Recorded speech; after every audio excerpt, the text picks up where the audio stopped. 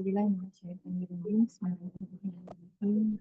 Alhamdulillah wa nasta'inu wa nastaghfiruh. Wa na'udzubillahi min syururi anfusina wa min sayyi'ati a'malina. May yahdihillahu fala mudilla lahu wa may yudlil fala hadiya lahu. Asyhadu an la ilaha illallah wa asyhadu anna Muhammadan abduhu wa rasuluh. La nabiyya ba'dahu. Assalamualaikum warahmatullahi wabarakatuh. Alhamdulillah, Rabbil Alamin. Segala puji bagi Allah Subhanahu wa Ta'ala yang sudah mengizinkan kita semuanya berkumpul di siang hari ini. Ini mohon maaf ada apa? Kalau kondisinya tidak ideal ya. Jadi hari ini saya ke Padang. Udah request sama panitianya untuk kemudian memesankan tiket pagi ya supaya siang hari ketika mengisi PLN itu sudah posisi di Padang gitu ya dan kemudian bisa kondusif. Ternyata dipesankannya untuk pesawat jam 2. Jadi saya udah harus ada di bandara dan ini udah tempat terbaik yang bisa saya temukan untuk bisa tetap hadir ya di Zoom kita siang hari ini. Udah disampaikan juga ke panitia mau gimana kita mau cari pengganti atau di reschedule atau bagaimana. Ternyata tetap dilaksanakan. Jadi sebenarnya saya mohon maaf untuk segala salah dan kurang ya. Hari ini saya diberikan amanah untuk sebenarnya ini mungkin bagian dari lanjutan ini ya materi yang sebelumnya berkenaan tentang tarbiyah jinsiyah pendidikan di dalam Islam. Mungkin boleh slide-nya. Jadi pendidikan jinsiyah Iya, ini sebetulnya tunggu ya Teh. pendidikan jinsiyah nggak mas? Pendidikan jinsiyah ini sebetulnya adalah hanya satu ya dari sekian banyak tanggung jawab. Kalau kita ingat boleh slide berikutnya. Ini kita mereview supaya sama-sama ngeh. Insya Allah kita lagi ngomongin apa. Nah, boleh berikutnya. Insya Allah yang slide berikutnya. Nah, ini ya. Nah, ini kalau misalnya kita perhatikan, mengingatkan kembali, waktu itu kita sempat membahas tentang bidang-bidang pengajaran dalam pendidikan Islam. Ada pendidikan iman, ada pendidikan Islam, ada pendidikan akhlak, pendidikan akal, pendidikan jasadiah, lalu kemudian pendidikan seksual di dalam Islam. Dan kita sudah memahami waktu itu bahwa yang namanya pendidikan iman itu akan senantiasa menjadi core ya, menjadi bagian inti dari berbagai aspek pendidikan yang lain. Nah, jadi pendidikan jinsiyah ini dia fokus yang akan kita bahas sekarang ya. Kita udah nggak ngebahas lagi yang sebelum-sebelumnya. Insya Allah kita akan fokus langsung kepada pendidikan seksual di dalam Islam. Nah, seperti biasa ya, sebelum kita ngebahas ke sana gitu. Apa urgensi kita ngebahas itu semuanya? Boleh slide sebelumnya? Urgensi kita untuk membahas itu balik sebelumnya, yang sebelumnya lagi, yang pertama tadi. Urgensinya ya, insya Allah. Boleh slide sebelumnya ini. Kalau kita mau ditanya tentang apa sih urgensi mengajarkan kepada anak-anak kita ya, pendidikan di dalam proses kita mendidik anak di dalam Islam, mengajarkan mereka tentang pendidikan seksual di dalam Islam. Yang pertama ya kembali lagi bahwa memang tugas kita di dalam kehidupan di dunia ini adalah untuk taat dan tugas kita mendidik mereka supaya mereka masuk surga. Sementara di dalam Islam itu sendiri Allah SWT sudah membuat kerangka batasan seksual di dalam Islam itu pembahasannya seperti apa yang boleh, apa yang tidak boleh, bagaimana batasan interaksi dan mana interaksi yang halal, yang berpahala, dan mana juga interaksi yang tidak. Jadi core-nya akan selalu kembali ke sini. Gitu.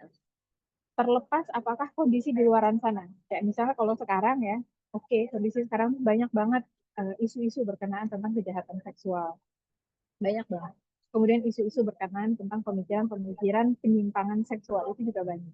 Tapi mungkin suatu hari nanti akan muncul di mana masa-masa Islam itu kemudian dipahami dengan baik gitu ya dan kemudian tidak banyak kasus kejahatan seksual itu bukan berarti kemudian pembahasan ini menjadi tidak penting. Pembahasan ini dia menjadi penting karena memang ya Allah Subhanahu wa taala perintahkan kita sebagai orang-orang yang beriman, sebagai orang-orang yang kita mau masuk ke dalam surga nih. Kita mau masuk ke dalam surga itu tanpa harus mampir dulu ke neraka dan salah satunya adalah dengan menjaga kehormatan kita sesuai dengan fitrah, sesuai dengan syariat Allah. Boleh langsung ke dua slide berikutnya, insya Allah. Ke poin yang pertama nih.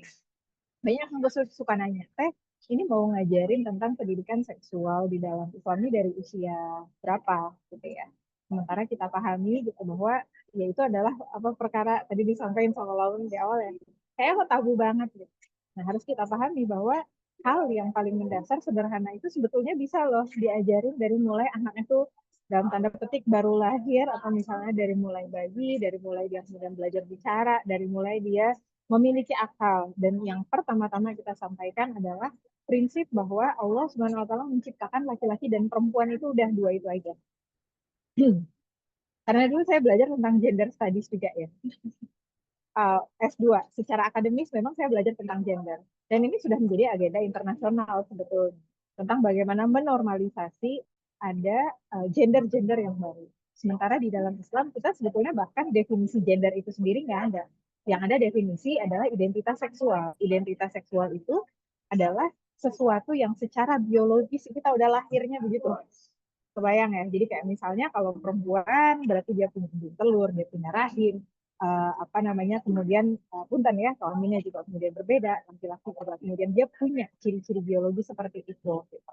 Dan itu hanya ada laki-laki dan perempuan.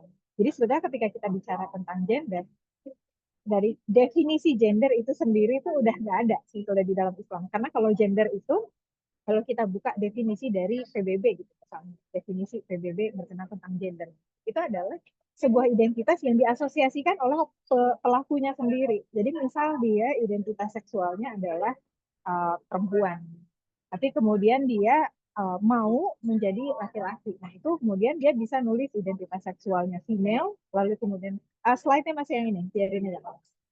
Identitas seksualnya dia masih female, jadi born female, tapi kemudian gendernya dia ganti jadi man, gitu, misalnya, jadi laki-laki dan sebagainya. Dan sekarang pilihan-pilihan gender itu ada banyak. Nah, di dalam Islam, Allah Subhanahu Wa Taala sampaikan kepada kita bahwa ini di Quran surah Al-Hujurat ya, ayat 13, wahai manusia, sungguh kami telah menciptakan kamu dari seorang laki-laki dan seorang perempuan. That's it.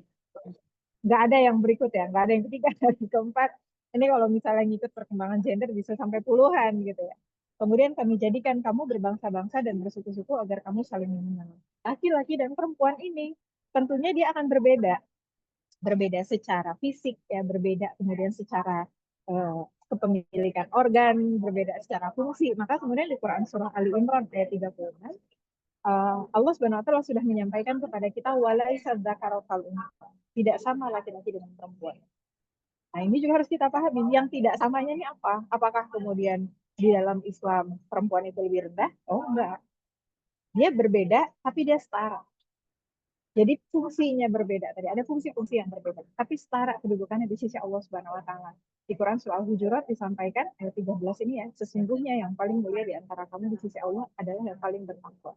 Jadi hoax banget kalau ada orang kemudian menyampaikan, oh di dalam Islam disebut laki-laki perempuan berbeda, oh berarti perempuan ini lebih rendah. Enggak. Tentang misalnya kewajiban beribadah. Sama laki-laki dan perempuan, kecuali ibadah-ibadah khusus perempuan, atau misalnya ibadah khusus laki-laki. Tentang kewajiban menuntut ilmu, gitu misalnya. Menuntut ilmu itu adalah hak dan juga kewajiban yang itu kemudian dibebankan for both men and women. Baik itu laki-laki maupun perempuan, mereka setara dalam hak kemudian menuntut ilmu. Saya ulang ya, dalam hak menuntut ilmu, baik laki-laki maupun perempuan, kedudukannya setara. Maka semuanya berhak untuk menuntut ilmu. Dan Islam ketika datang, itu udah betul-betul sangat membebaskan perempuan.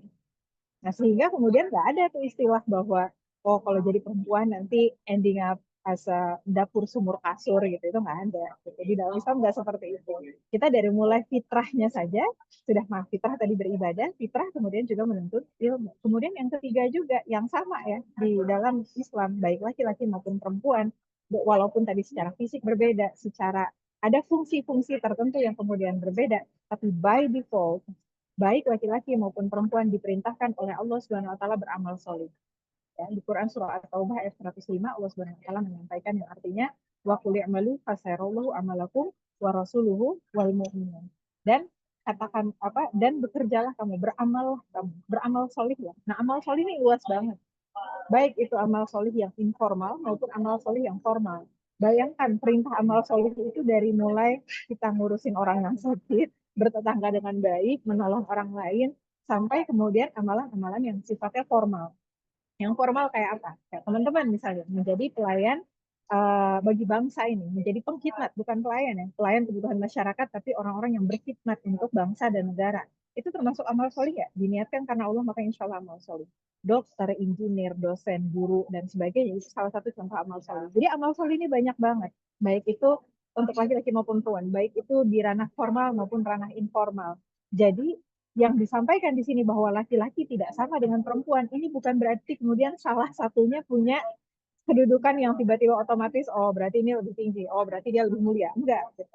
Dia tidak sama itu dalam perkara-perkara yang jelas tadi udah perkara fisik. Kemudian fungsi dalam beberapa hal, misalnya contoh kayak laki-laki dan perempuan ketika sudah menikah, maka tentunya akan berbeda fungsi antara suami dan istri gitu ya. Tanggung jawab mereka juga adalah berbeda gitu. Dua-duanya dibebankan untuk beramal solih, diberikan amanah untuk bermanfaat bagi masyarakat, diberikan amanah untuk menuntut ilmu, diberikan amanah untuk menjadi khalifah di atas muka bumi Allah Subhanahu wa taala.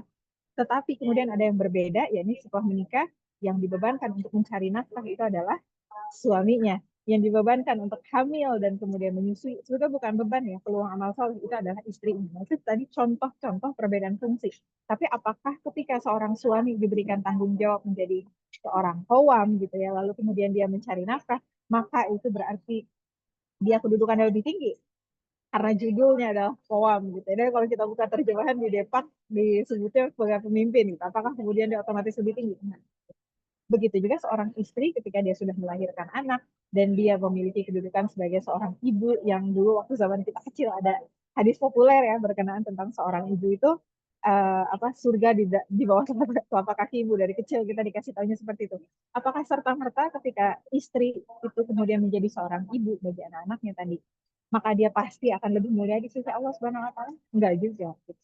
Akhirnya keywordnya adalah dengan perbedaan-perbedaan peran tadi. Balik lagi kepada landasannya kata Allah Subhanahu wa taala, sesungguhnya yang paling mulia di antara kamu di sisi Allah ialah orang yang paling bertakwa. Dan prinsip ini penting kita sampaikan bahkan dari mulai anak-anak kecil gitu. Kita memperkenalkan ayah itu laki-laki atau perempuan laki-laki. Ibu itu laki-laki atau perempuan-perempuan.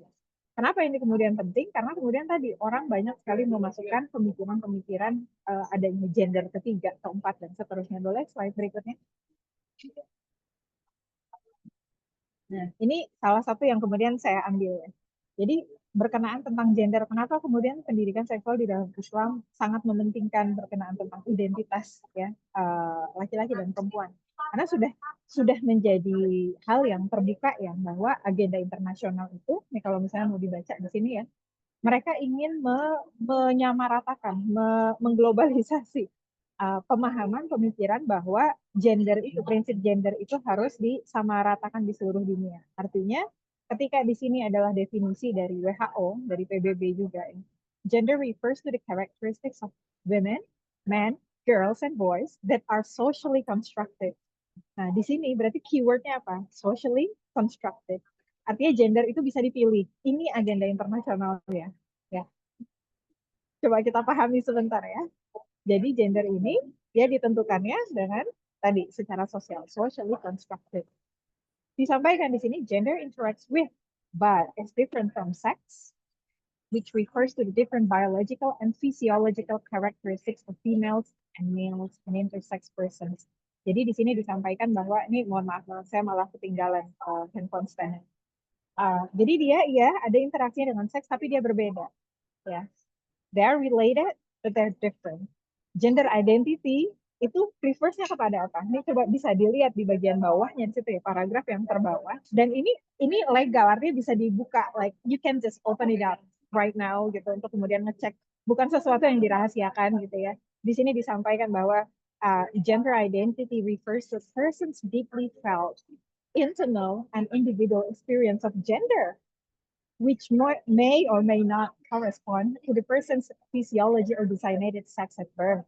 Bayangkan ya, prinsip ini diinternasionalisasikan, dikampanyekan, bahkan kalau untuk certain countries kayak misalnya di Australia ketika kemudian saya kuliah, itu kan tahun berapa ya? Udah 2015, 2016-an gitu ya.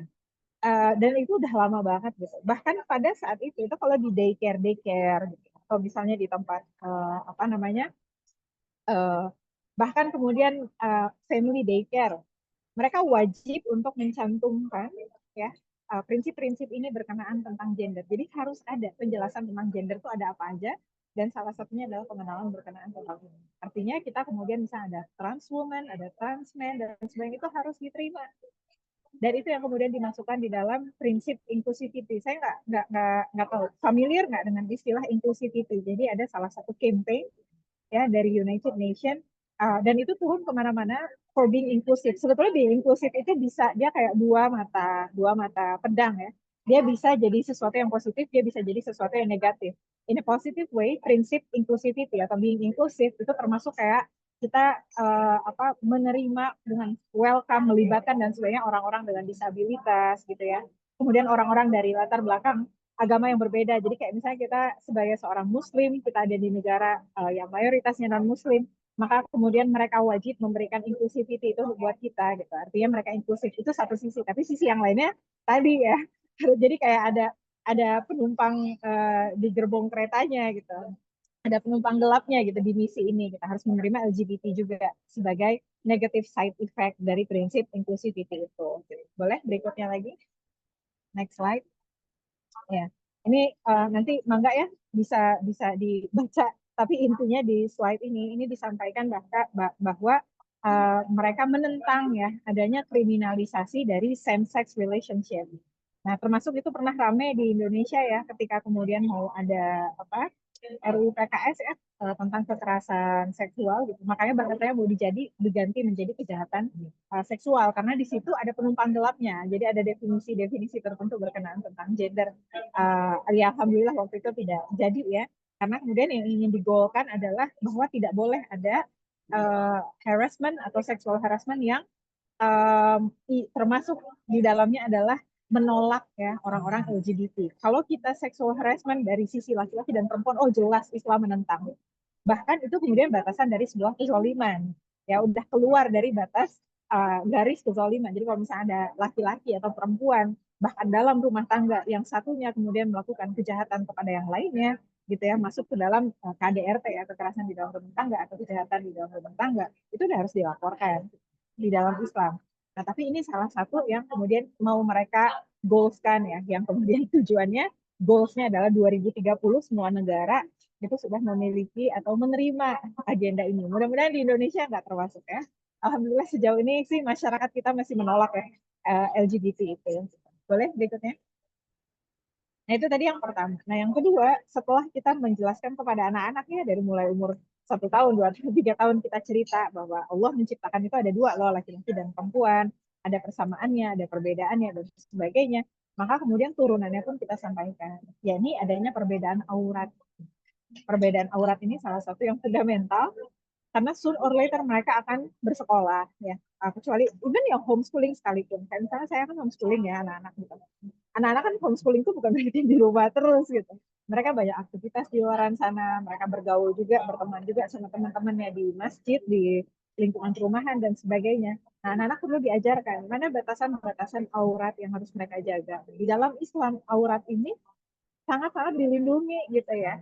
Bahkan untuk anak-anak yang belum balik sekalipun, itu kemudian dijelaskan bahwa ada area-area aurat yang utama. Jadi kayak misalnya contoh, gitu, menurut sebagian pendapat, area aurat pertama itu bagi perempuan itu kan berarti dari dada sampai ke lutut ya.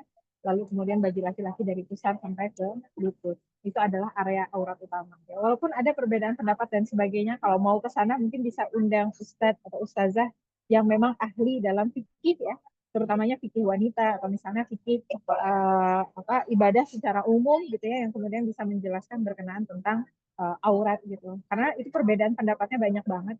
Tetapi itu salah satu yang paling moderat dan kita bisa saksikan sekarang di masyarakat yang memang ketika pakaian itu terlalu terbuka akhirnya itu memicu kejahatan walaupun tetap yang salah adalah pelakunya bukan korbannya. Ya, yang salah tetap harus adalah pelakunya. Jadi pelakunya yang harus disalahin, bukan korban yang disalahin. Nah, Allah SWT menyampaikan di sini ya, di Quran Surah An-Nur ayat 30 sampai dengan 31, Allah SWT memerintahkan kita untuk menjaga pandangan, memelihara kemaluan. Kapan mulainya anak-anak ini akan dibebankan dengan hal ini? Kalau secara wajib halal haram dan yang memang sakleknya banget adalah setelah mereka balik Jadi begitu mereka balik, yang perempuan harus menutup aurat secara sempurna, ya, yang laki-laki juga harus menutup aurat secara sempurna. Nah, aurat yang tadi itu yang paling mendasar, yang bahkan pada saat masih kecil mereka tutupi, itu juga berlaku bagi anggota keluarganya. Kecuali kalau misalnya masih bayi ya. Ada yang mematok itu usia 7 tahun gitu. Ada yang mematok kemudian usianya di atas 2 tahun. Ada perbedaan pendapat di sana.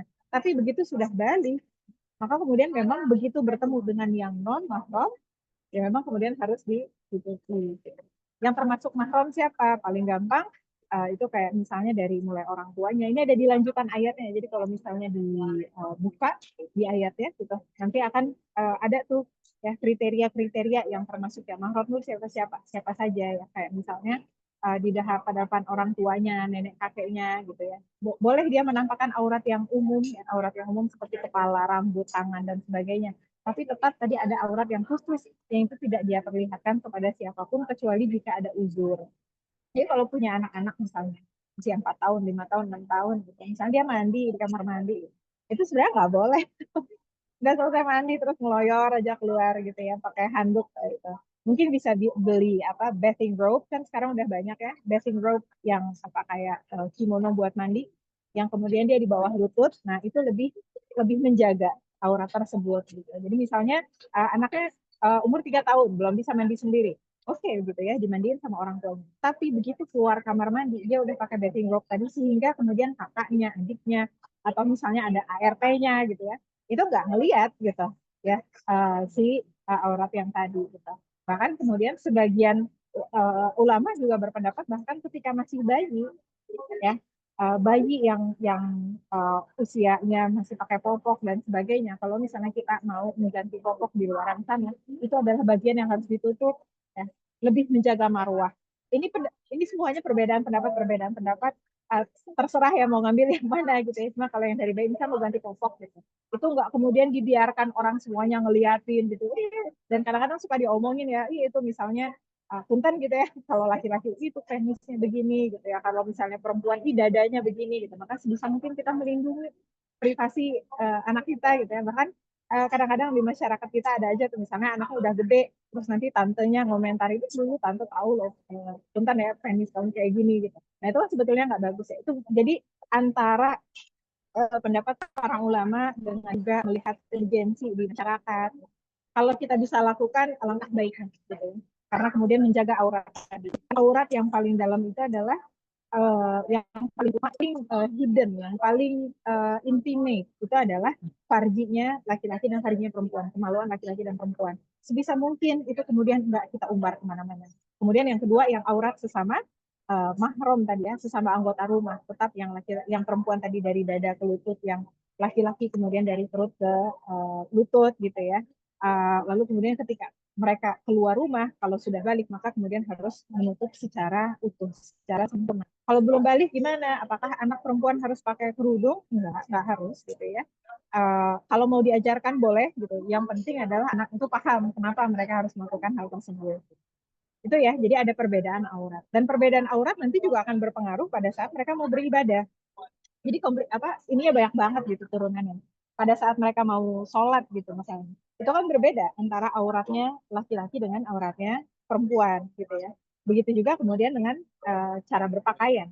Cara berpakaian ini hendaknya para perempuan berpakaian layaknya perempuan dan laki-laki juga kemudian berpakaian laki-laki. Nah ini kadang-kadang sering terjadi ya di sekolah gitu. Saya bikin apa sih fashion show gitu ya, atau bikin what do you call it, yang suka pada jalan rame-rame gitu, apa namanya, pameran atau apalah gitu ya, konvoy rame-rame, yang perempuan dijadiin polisi, kan ada ya polisi perempuan, like you don't have to dress him or her sebagai opposite sex gitu sebetulnya. Jadi kalau dia perempuan ya nggak apa-apa pakai baju polisi perempuan, tetap pakai rok, nggak usah pakai celana misalnya. Nggak usah kemudian dikasihin kumis. Kadang-kadang suka ya dia kumis supaya jadi kelihatan kayak laki-laki gitu.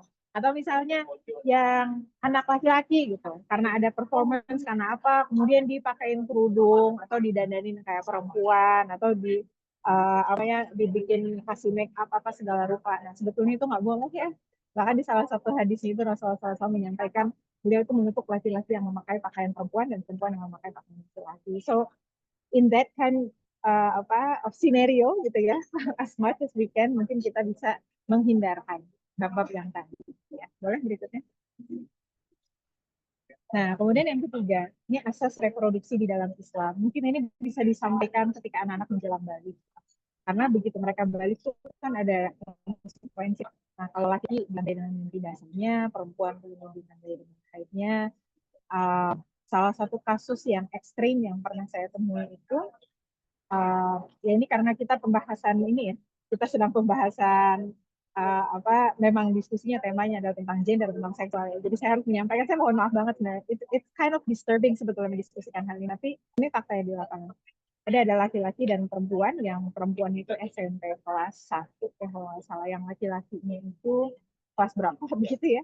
Lalu kemudian mereka pacaran dan sama-sama nggak tahu bahwa ternyata hamil gitu. Dan mereka nggak tahu bahwa apa yang mereka lakukan itu bisa menyebabkan kehamilan. Ya.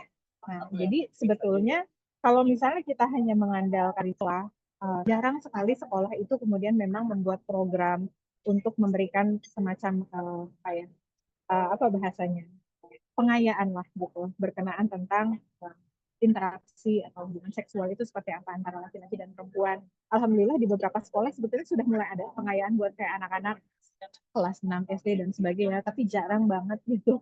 Itu masih jarang banget, masih sedikit banget yang kemudian saya temukan ada program-program seperti itu. Jadi anak-anak mau tahunya dari siapa? Sehingga kemudian pentingnya peranan dari orang tua memang mengajarkan kepada anak-anak bahwa ini loh yang akan terjadi kalau ada interaksi laki-laki dan perempuan seperti itu. Nah, PR-nya apa? Bagi orang tua perlu banget untuk mempelajari berkenaan tentang tanda-tanda pubertas pada anak. Sehingga sebelum kemudian anak ini balik tadi ya, orang tua itu sudah mempersiapkan gitu. Nah, bagusnya nanti bisa ngundang nih dokter gitu ya, memang boleh tumbuh kembang anak atau dok yang memang spesifik di bidang spesialisasinya berhubungan dengan perempuan dan sebagainya untuk menjelaskan tentang tanda-tanda pubertas tadi. Yang itu sebetulnya kalau misalnya diikuti ya, itu kelihatan banget kayak misalnya kalau buat perempuan ya, bentuk tubuhnya akan mulai berbeda, ya dadanya mulai berbeda. Yang laki-laki mulai tumbuh, kemudian ada rambut-rambut halus dan sebagainya, itu kan sebetulnya sudah tanda-tanda pubertas dan sebagainya. Pada saat itu perbincangan berkenaan tentang reproduksi di dalam Islam itu kemudian disampaikan. Batasannya seperti apa sih?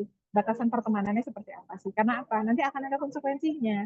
Yang awalnya bisa nanti mereka kemudian bermain laki-laki perempuan nggak masalah. Begitu mereka menjelang balik, mereka kemudian sudah memilih milah. Oh, di dalam Islam laki-laki itu bertemu laki, perempuan bertemu perempuan. Oh, di dalam Islam laki-laki dan laki-laki itu ada batasan auratnya juga loh, gitu ya. Karena apa? Sekarang juga ada nggak enak banget ya ngomongnya ya, oknum-oknum gay gitu, oknum lesbian dan sebagainya gitu. Dan precaution is always better than harus menyembuhkan ya. Jadi ketika kita mengantisipasi, ketika kita berhati-hati itu lebih baik daripada harus menyembuhkan apa yang sudah terjadi. Gitu. Dari berapa kali ngisi ke seminar parenting di sekolah yang bisa kayak SMP, SMA gitu. Bahkan SMP, SMA yang kalau saya sebutkan nama ya mungkin udah pada tahu gitu ya, SMP, SMA Islam gitu, yang kemudian terkenal dan Masya Allah gitu ya, sebetulnya kurikulumnya udah bagus banget dan sebagainya, tapi kemudian gurunya menceritakan bahwa LGBT sudah masuk di sekolah kami gitu ya. Jadi kalau tadi hanya memperkenalkan gender, kalau sekarang kita perkenalkan kepada anak-anak di usia ini tadi, dan itu bisa berbeda-beda setiap anaknya. Karena usia balik anak-anak itu kan berbeda. Paling agak a bit of heads up gitu bahwa perempuan di era sekarang itu cepat banget baliknya ya. Kayak kalau saya ke sekolah-sekolah itu nerima masukan anak saya perempuan ternyata sudah haid usia 9 tahun. Bahkan yang terakhir itu ada satu kejadian itu usia 8 tahun. Masalah normal ataupun enggak itu harus dikonsultasikan ke dokter. Saya bukan dokter gitu ya, tapi menyampaikan dari perspektif Islamnya, usia berapapun itu berarti kita harus mempersiapkan gitu ya. Termasuk juga kemudian ketika kita menceritakan berkenaan tentang asas reproduksi ini, jadi kita pun harus menjelaskan kepada anak-anak kita di dalam Islam bingkainya seperti apa, gitu ya. Boleh? Slide berikutnya. Nah, kemudian yang keempat ya, karena kemudian tadi sudah jelaskan ini loh ada organ reproduksi di dalam tubuh kamu yang kalau misalnya nanti berinteraksi begini-begini, konsekuensinya secara biologis adalah begini gitu, gitu ya. Nah, kemudian ada adabnya yang kemudian harus kita jaga. Adab berinteraksi antara laki-laki dan perempuan. Jadi ini contoh yang pertama adalah larangan untuk bercampur baur laki-laki tanpa uzur. Istilahnya campur baur yang nggak ada uzur, yang nggak ada rusak, yang nggak ada keringanan, yang nggak ada keperluan. Ya. Beda sama misalnya, ya, uzur itu kan ada beberapa hal. Kan yang pertama, ya, uzur yang pertama antara hidup dan mati. Jadi nggak bisa misalnya kayak ada dokter perempuan, terus pasiennya laki-laki, pasiennya udah mau meninggal nih dan sebagainya, nggak mau nih bukan mahram, nggak bisa gitu ya. Itu kan ada uzurnya gitu. Atau misalnya di yang kedua adalah muamalah. Kayak kita pergi ke toko, kita pergi ke pasar, kita pergi ke bandara, kita pergi kemana. Itu ada laki-laki, ada perempuan, ada uzurnya. Ini adalah tempat umum. Ya, sebagaimana di zaman Rasulullah SAW, pasar itu biasa. Pasarnya biasa aja. Enggak, bukan pasar yang segregasi. Oh, ini pasar area laki-laki, pasar area perempuan. Biasa saja orang-orang kemudian pada berinteraksi gitu ya. Yang ketiga, kemudian termasuk dalam muamalah malah juga menuntut ilmu. Jadi misalnya kayak ada yang kuliah anak di sekolah gitu misalnya, dan kemudian di sekolahnya ada laki-laki, ada perempuan dan sebagainya, itu nggak masalah. Asalkan tadi ya ada batasan-batasan yang dijaga. Kemudian yang ketiga rusuhnya adalah dalam persaksian, penghakiman. Jadi ada yang laki-laki dan perempuan di sana, insya Allah nggak masalah. Jadi landasannya di mana ini salah satu yang dijadikan dalil oleh para ulama dari Ummu Salamah radhiyallahu anha, dia berkata Rasulullah SAW menyampaikan jika beliau salam selesai sholat, maka kaum wanita segera bangkit saat beliau selesai salam, lalu beliau diam sebentar sebelum bangun. Ibu Syihab berkata, saya berpendapat bahwa diamnya beliau adalah agar kaum wanita setelah sudah habis, sebelum disusul oleh jamaah laki-laki yang hendak keluar dari masjid. Nah, di hadis yang lain diceritakan sebelum ini kejadian, jadi laki-laki dan perempuan itu keluar semuanya barengan gitu ya. Lalu kemudian Rasulullah SAW menyampaikan hendaklah kita khususkan pintu ini untuk wanita gitu ya, dan Nafi berkata maka Ibnu Umar tidak pernah masuk lewat pintu itu hingga wafat. Jadi memang dipisahkan. Jadi kita bisa bayangkan ya kalau di dalam maid saja tempat beribadah itu jadi pisah, apalagi kemudian di yang lain. Jadi kita tidak menyengaja untuk berkumpul baur, walaupun itu di masyarakat kita umum ya. Nih, misal orang pulang kerja gitu makan-makan bareng-bareng gitu ya, itu udah nggak ada rusaknya, udah nggak ada uzurnya. Tapi kalau di ruangan kerja ya, secara profesional bekerja untuk menunaikan kewajiban-kewajiban gitu dan sebagainya itu nggak masalah. Jadi kalau misalnya jam kerjanya dari jam 8 sampai jam 5 gitu, uzurnya ada. Jadi berkumpul laki-laki perempuan di dalam satu kantor, di satu ruangan bekerja gitu ya, dan mereka fokus dalam pekerjaannya gitu. Lalu kemudian setelah jam 5 pas bubaran terus ada yang ngajak kita makan bareng-bareng dan sebagainya. Sebenarnya udah masuk ke ranah istilah gitu ya. Boleh berikutnya. Nah, kemudian yang berikutnya kalau misalnya istilah saja tidak boleh ya, apalagi berhalwat. Apa bedanya istilah dan halwat? Kalau istilah itu campur baur, kalau halwat itu berdua-duaan. Rasulullah SAW mengingatkan kepada kita ya, janganlah seorang lelaki itu berhalwat dengan orang perempuan kecuali ada mahramnya, mahram yang wanita tersebut. Ingatlah bahwa tidaklah seorang laki-laki itu berhalwat dengan seorang wanita kecuali yang ketiganya. Karena mungkin nggak kelihatan, kita meyakini ya salah satu yang sahih ya dari Rasulullah SAW, dan kita mau menunaikan tanggung jawab kita untuk menjaga kesucian diri kita juga, dan juga untuk menjaga kesucian diri anak-anak kita. Jadi anak-anak kita memang dari dulu sudah diajarkan gitu bagaimana caranya menjaga diri, batasan. Terus gimana teh kalau mereka berorganisasi, mereka kemudian ikut lomba, ya mereka kemudian ikut kegiatan-kegiatan di sekolah dan sebagainya. Nah, kembali lagi kepada yang tadi, nggak masalah.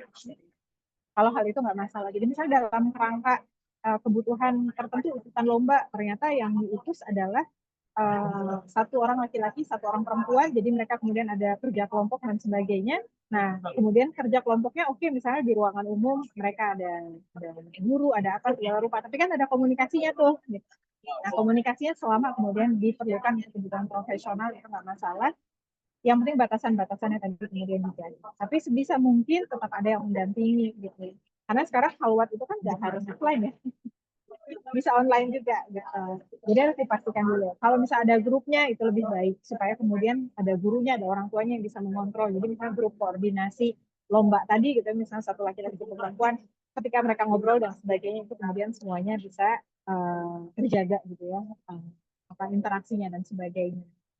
Termasuk juga dalam perkara-perkara yang bahkan kemudian hal-hal yang sifatnya ini udah uzur banget nih, kayak misalnya anak berobat dan kemudian dokter yang menangani ternyata berbeda ya, eh, lawan jenis gitu. Hendaknya ada salah satu dari orang tuanya yang mendampingi gitu. Kalau anaknya perempuan berarti misalnya didampingi sama ibunya, laki-laki didampingi sama ayahnya sebisa mungkin gitu ya, supaya kemudian kalau ada aurat-aurat yang terbuka itu jauh lebih baik gitu ketika didampingi sama orang tuanya, mencegah ya adanya kejahatan-kejahatan seksual yang terjadi.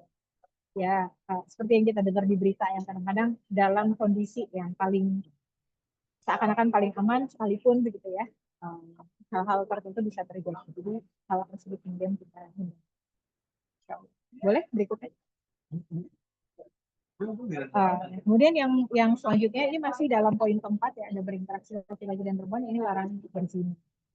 Yang disebut dengan zina itu apa sih? Sebetulnya disebut dengan zina itu adalah farji bertemu dengan farji, air bertemu dengan air, kemaluan bertemu dengan kemaluan. Jadi kalau misalnya punten ya, kayak ciuman, pelukan, itu zina nggak? Mendekati zina maksudnya. Nah, tapi yang dilarang itu bukan hanya zina, tapi yang dilarang adalah jangan mendekati zina. Jadi segala perbuatan yang mendekati kepada zina, maka dia akan menjadi perbuatan dosa. Jadi bayangkan kalau saja nggak boleh, ya beristilah saja nggak boleh, apalagi kalau kemudian sampai cipika-cipiki, pelukan, ciuman, pegangan tangan dan sebagainya, itu nggak boleh. Ya, dan itu disampaikan kepada anak-anak, terutama sebelum mereka balik, menjelang balik tadi, agar kemudian mereka mengetahui batasannya. Nah, makanya kemudian juga salah satu yang Masya Allah yang menurut saya langkah-langkah preventif itu sudah diambil. Kayak Rasulullah SAW itu menasihati anak laki-laki dan perempuan hendaknya dipisahkan tempat tidurnya setelah berumur 6 tahun. Karena kan begitu 6 tahun ke atas, tubuh mereka sudah mulai berubah ya. Walaupun masih tubuh anak-anak, tapi udah nggak sama kayak bayinya. Gitu. Itu kalau kita lihat secara idroknya. Tetapi secara hukumnya, ya Rasulullah SAW sudah menyampaikan. Jadi kalau sudah setelah berusia 6 tahun, hendaknya dipisah. Kadang-kadang di masyarakat masih dianggap biasa ya, ah ini mah kakak adik, ah ini mah gini gitu dan sebagainya. Oh enggak, itu sudah harus dipisahkan. Lebih idealnya lagi adalah kalau masing-masing anak itu kemudian memiliki apa namanya, memiliki kamar sendiri. Karena ada juga hadis yang lain yang kemudian menyampaikan bahwa bahkan ketika perempuan sama perempuan, adik dan kakak, laki-laki dengan laki gitu, itu nggak boleh tidur satu selimut, ya nggak boleh tidur satu selimut gitu. Dan itu adalah batasan-batasan interaksi laki-laki dan perempuan, perempuan dengan perempuan juga, laki-laki dengan laki-laki juga. Tapi kalau misalnya adik kakak mereka tinggal sekamar, mungkin nanti nggak sengaja kebuka, terlihat auratnya dan sebagainya, atau sebelum mengalih kalau terjadi hal-hal yang tidak baik. Boleh slide berikutnya? Ya. Nah kalau yang tadi aja nggak boleh gitu ya, apalagi kemudian berkenaan tentang laki-laki dan perempuan kepada orang lain. Nah ini kadang-kadang ketika anak-anak sudah SD, sudah SMP, ya, mereka mulai bergaul sama teman-teman, suka dianggap biasa ya, saling melihat aurat. Kita kayak di sekolah-sekolah, habis olahraga nih, habis main basket, habis main bola, terus mereka habis berenang ya, masuk kamar mandi, kemudian mereka kayak biasa gitu ya, saling melihat aurat. Itu sebetulnya nggak boleh kan?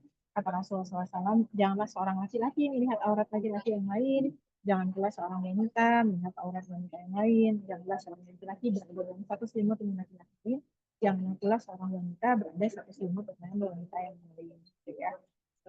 Dan tidak boleh ya tadi ini yang satu selimut nggak boleh tidur hanya memakai selimut tanpa memakai busana apapun, itu juga nggak boleh. Boleh berikutnya lagi, nanti bisa dibaca-baca sendiri kalau ada yang kurang jelas, insya Allah. Nah baru kemudian masuk ke yang kelima ya. Ini berkenaan tentang perintah menikah. Jadi tadi udah nih ada interaksinya, terus gimana dong, katanya Islamnya agama fitrah, fitrahnya dibatasi. Ini yang awal tadi adalah dengan menikah. Dan di sini sudah disampaikan oleh Rasulullah SAW, ya barang siapa yang belum mampu menikah maka berpuasalah. Tapi sebagai orang tua yang baik ya, kita mau mempersiapkan anak-anak kita itu ketika menikah bukan hanya apa tentang weddingnya saja gitu, yang biasanya jadi ramai kan itu ya, resepsinya dan sebagainya, tapi mempersiapkan anak-anak bahwa menikah itu karena ibadah, karena Allah SWT loh, dan nikahkanlah orang-orang yang masih membujang antara kamu juga orang-orang kamu, bahkan kalau miskin akan memberikan, Allah SWT akan memberikan uang kepada mereka. Gimana kalau maksudnya belum mampu, tapi kemudian secara hawa nafsu tadi dan sebagainya, disarankan untuk berpuasa. Tapi kalau misalnya tadi ya, kan di bagian awal tuh ada pembahasan berkenaan tentang pendidikan iman, pendidikan Islam, dan seterusnya. Kalau misalnya yang bagian itunya diajarkan dengan baik, gitu ya, insya Allah bagian ini tidak akan menjadi suatu pembebanan yang memberatkan. Boleh? Slide berikutnya.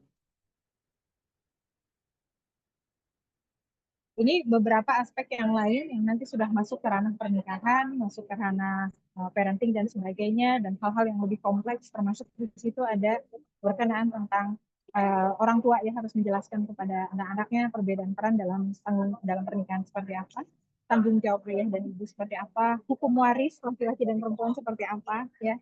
Lalu kemudian fikih ibadah laki-laki dan perempuan yang lain secara umumnya seperti apa. Boleh berikutnya habis kalau nggak salah ya.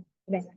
Allah alam bisawab, mungkin itu ya sebagai pengantar berkenaan tentang pendidikan jinsi ya di dalam Islam, pendidikan seksual di dalam Islam. PR-nya banyak ya tadi ya, kalau mempelajari lebih detail berkenaan tentang ciri-ciri pubertas, berarti mungkin bisa mengundang dokter, dokter yang kemudian memang ahli di bidang seksual tadi untuk menjelaskan ciri-ciri pubertas seperti apa. Nanti bisa juga kemudian mengundang ustazah yang memang ahli fikih untuk kemudian menceritakan tentang fikih toharoh masing-masing seperti apa kalau anak sudah haid, apa bagaimana tata cara dan sebagainya gitu ya. Itu juga kemudian penting untuk dipelajari. Jadi nanti masing-masing aspek tadi bisa lebih detail ya diperdalam lalu kemudian diajarkan kepada.